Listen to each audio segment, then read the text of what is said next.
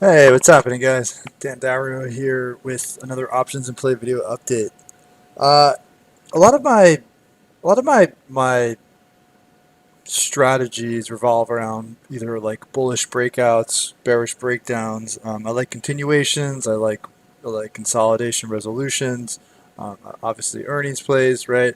A little bit less frequently, but they do also pop up are like reversal plays, right? When something's gotten hit really hard, looking for a bounce. Something's gone like parabolic. You're looking for a retracement, right?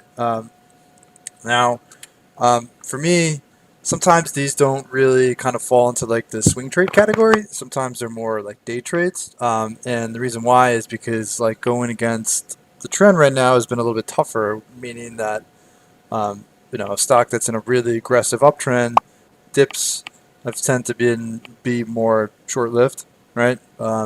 Where dips bought back quick and the stock either continues higher or maybe it starts to consolidate longer, right? Or a stock that's really gotten crushed. Bounces tend to be more short-lived.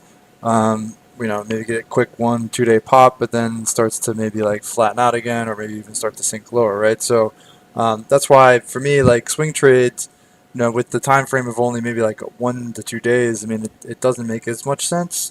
So these have kind of fallen more into like the day trade category, but still interesting, right? And one of the main signals I use when I'm screening for these is the RSI, and um, for stocks that are overbought, my sensor starts to pick up like 90 and above. Okay, when I start to see a stock with a 90 plus RSI, I'm really starting to pay attention to what it's doing on like an intraday basis. All right, it doesn't mean that I'm necessarily just stepping in and shorting immediately and just riding it up. What I am doing though is paying much closer attention to like quick intraday reversal setups, right? And what I mean by that is like, so for NUE, it's not quite there yet, right? So what you're seeing right now is a stock that is a little bit off its high of the day, and it's still like elevated, like high 80s. It's not quite into that 90 area, and they don't always get to 90.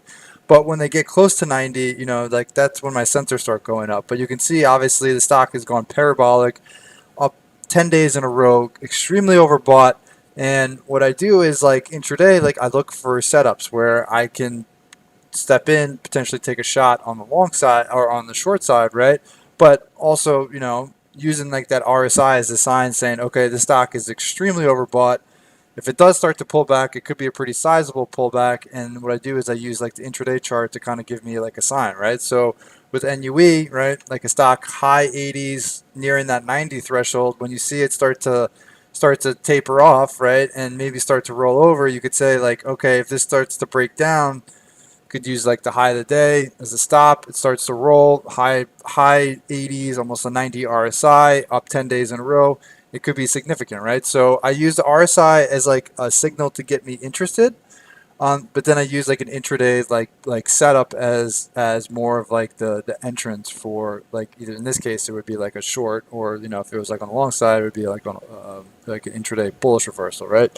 So this is like kind of what I'm looking at. I mean, I talk about this on the VTF, but I haven't done a video on it. But it's the RSI, which is down here, right? It's the 14 period RSI, and when it gets above 90, that's really when my sensors go off. But as it nears 90, even more so, right?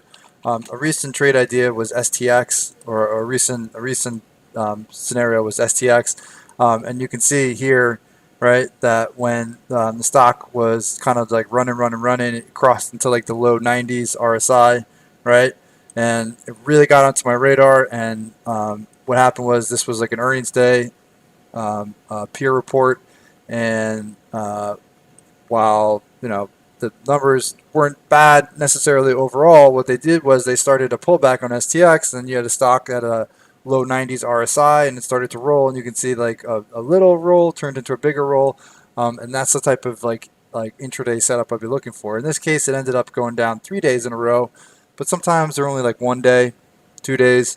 Option wise, again, because I'm looking at these as more of like fast reversals, like these are like shorter term ideas, so like weekly trades, maybe like 2 weeks out. But like these are the types of setups where I'm looking for a fast move, a quick move in my direction, and one day, 2 days, great. I'm probably going to be moving on to like another setup. All right. So on the upside, greater than 90, and then actually on the downside, if I see something deeply oversold, it's below 20. If I see like mid-teens, even more up on my radar, and that's when I really start paying attention to that stock for a potential like bullish reversal. So it's like below 20, but more so like mid-teens. All right.